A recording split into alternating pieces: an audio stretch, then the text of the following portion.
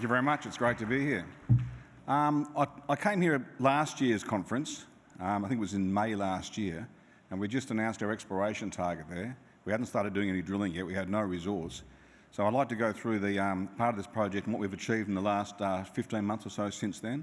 We've done our drilling program. We've got a mineral resource. We've also done some metallurgical test work to produce some concentrate. So we've had a good last 12 months. Then I'll go through some of the plans going forward as well, what we're going to do in the next 12 months or so, from a presentation here next year, and also a bit of an overview of the graphite market going forward as well. So I'll just start off with our resource estimate we came up with. We announced this in March this year. It's 195 million tonnes at 7.3% TGC, which is total graphitic carbon. It's a large resource. It's the largest one in Australia. You can see our comparison there with our Australian peers there. It's also a top 10 global deposit. The numbers there.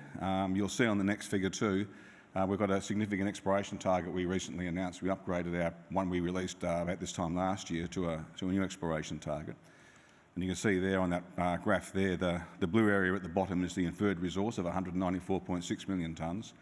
And the graphitic unit in red there is the exploration target, which is between 700 million and 1.1 billion tonnes. So you can see it's a considerably large deposit.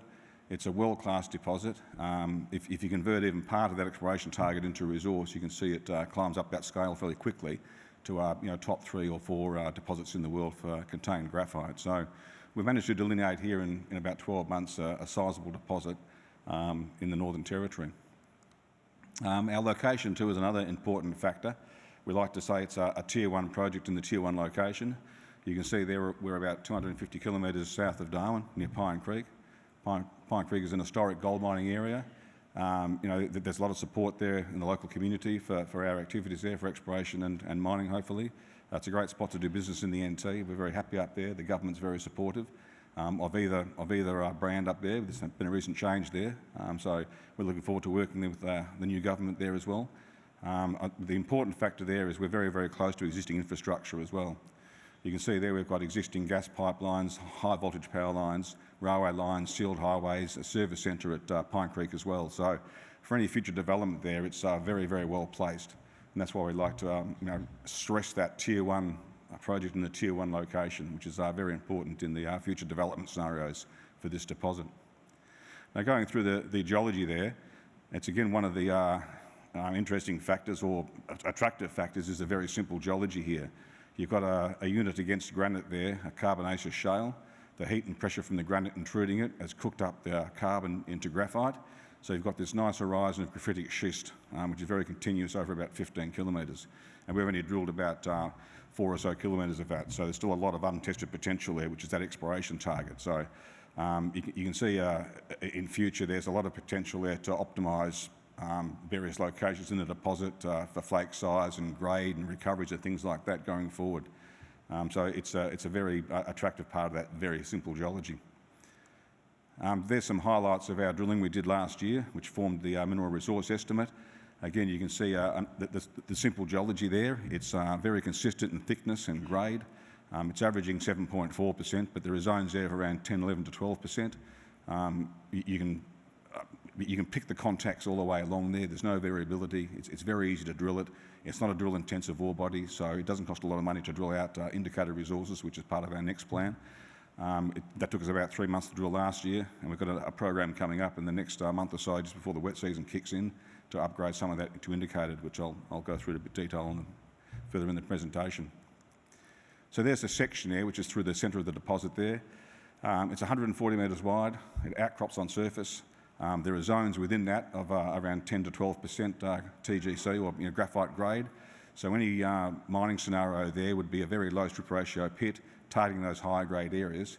So we can come up with a very cost efficient open cut mining from day one on this deposit here.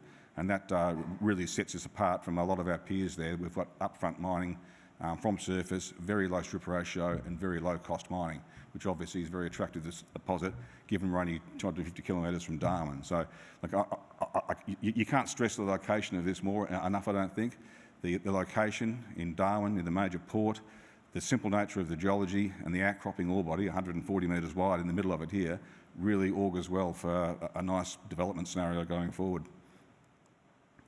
We've just recently applied for a mining lease about 2 weeks ago. That lease there covers around 1,580 hectares, so it's a fair-sized lease.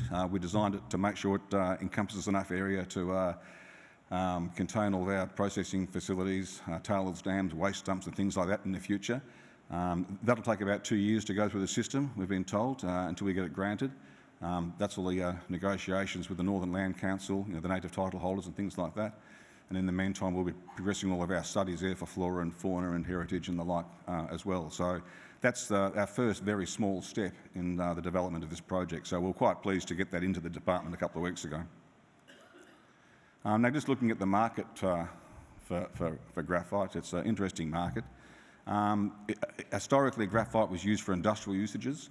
It's only been with the advent of EV car batteries in the last decade or so that the use of graphite has seen this new use in batteries. You can see that schematic picture there. You can see that a typical EV car battery contains about 50 kilograms of refined graphite, and now that equates to about 1 tonne of raw ore. So every EV car you see driving around the streets here in Brisbane or the Gold Coast represents 1 tonne of graphite. So the demand for EV vehicles is going up, so the demand for graphite is going to go up because there's a lot of graphite required to produce the graphite input into those batteries. And that's the supply there, global EV production. You can see EV use is going up. It's been mainly driven by China in recent years, but I think as you see charge times reduce, ranges increase, cost comes down, and charging infrastructure also improves around the area, that you'll see that uptake in places like Australia, USA and Europe as well. And you see that now in the marketing. There's been a few talks here the last couple of days highlighting the fact that EV usage is increasing, the cost is going down, and I think you'll see in years to come EVs will start to overtake traditional internal combustion engine cars as the vehicle of choice, just really down to cost, I suppose, more than anything else. And they all require that 1 tonne of graphitic schist to go in them, don't forget that. And that's reflected in this next graph here, which is just the use of graphite. You can see now, I think it's around 50% of the demand for graphite is in the EV battery sector, and that's grown from down around, say, 20% about 5 or 6 years ago. In the future, in 2030, it'll be nearly 80% of the graphite supply will be taken up with the EV battery demand. So I think we've got an improving market for our product. With demand increasing, with EV battery increasing. Now, the supply of graphite is interesting. These little schematics here just highlight the fact that China mines most of the world's raw graphite, and they also produce nearly all of the world's spherical graphite, which is the input into your electric vehicle usages. So it's a very, very concentrated supply scenario. You can see on this next slide here, the little box there outlined is the flat graphite there, and that little yellow part of the circle there represents the production of graphite in China. So you see the comparison there with other inputs into EV batteries, other energy metals, the flat graphite is concentrated more than any one of those. And that's just the raw mining. If the processing equivalent to that, the whole circle's yellow. So nearly all of the spherical graphite comes out of China. So it's a very concentrated market. And given the increase in demand going forward for EV battery use, you can see that there is a desire for people to diversify away from that one source. And I think China produces, it's got a virtual monopoly on graphite production at the moment, so they control the price. So you can see the price has a big impact on what's happening in the market. There's a graph there of fines. Mine is 100 mesh, or mine is 150 micron fine flat graphite. That's a cost there for the last 8 years. You can see there it is rather cyclical, up and down, but there is a floor price there of around $500 per tonne, and that's where we are now. So you'd like to think that perhaps that $500 per tonne is a marginal price for production there in China. It won't go much lower than that, and given the cyclical nature of it, there's an expectation that the price will increase. And when you combine that into increased demand and also diversifying supply away from China, you can see there is a demand for products like us in a jurisdiction like the Northern Territory. Now, looking at our test work we've done as well, we did the drilling last year and got the resource. We did a handful of diamond drill holes, and we used the material from that core to do some test work.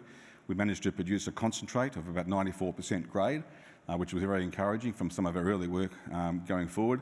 The next step is to optimise that flow sheet for the flotation, and we're doing that at the moment to make sure that we get the optimal design for the processing plant when we start doing those downstream mining studies. And we're also generating a larger sample of the concentrate, and there's a photograph of our 94% concentrate there. We're producing a sample of about 10 kilograms of that. We deposited 150 kilograms of drill core to the lab in Perth for that.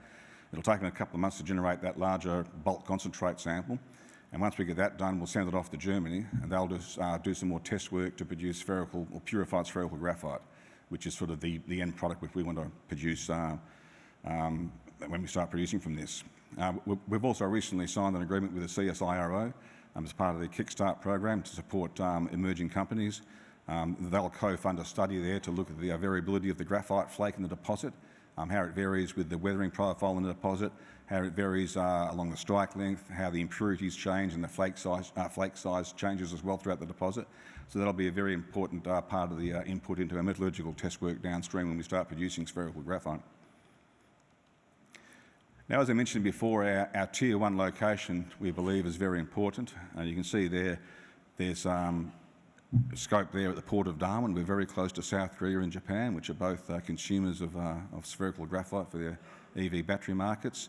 We've got at this early stage, there's probably a double focus, I guess. The first focus is to produce flake graphite on site and deposit that in Darwin for as cheap as we can.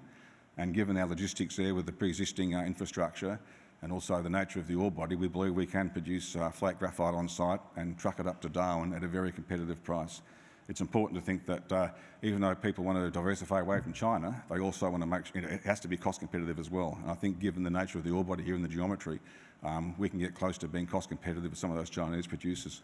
Once the product is in Darwin, we've got two choices there. We can export it to markets who are overseas who make it into spherical graphite. Our preferred choice, however, is to try and do that in Darwin. We'd like to set up manufacturing up there as well to produce spherical graphite, and that's part of the ongoing studies. But stage 1 is the first target right now to get the flake graphite, and stage 2 hopefully to produce spherical graphite in Darwin.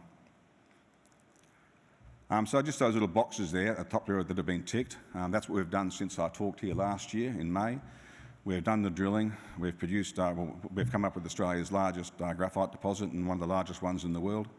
We've done our initial metallurgical test work and we've produced a marketable concentrate of 94% graphite grade.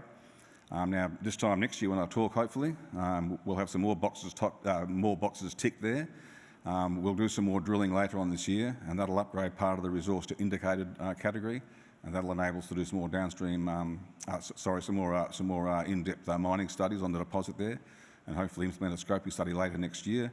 We'll also do some more test work. We expect to get those results back from Germany for the spherical graphite sometime in the first half of next year, maybe March or April. And once we get the confirmation that we can produce spherical graphite, or an end product which is useful for EV battery use, we can start more of those in-depth mining studies as well. And we've got the mining application in play as well. So I'd like to think this time next year that we've advanced the project to the stage where we can just indicate that it's economically viable, and it will warrant further work to upgrade that to working towards an ore reserve in the future. So just a quick snapshot of the company there before we finish. We only listed a bit over 2 years ago, so there's only 61 million shares on issue. They're very tightly held. The directors there own about 20%. Trafalgar Resources, another 7%, is also a director-related entity, so it's very, very tightly held. Market cap about $12 million. We had $1.3 million cash at the end of June, and we're working to rectify that, and we will soon, obviously. So look, it's a ground level entry, this thing, low market cap, a big deposit, a Tier 1 location. So I think, and the graphite market fundamentals going forward all go well for development of this project. So watch this space, and I'm looking forward to coming here next year and updating you on the advancement of the project, and hopefully with some bigger numbers in that column there. So thanks very much for listening. We've got a booth here, so if you've got any questions, please come and see me and I'll answer them. So thank you very much.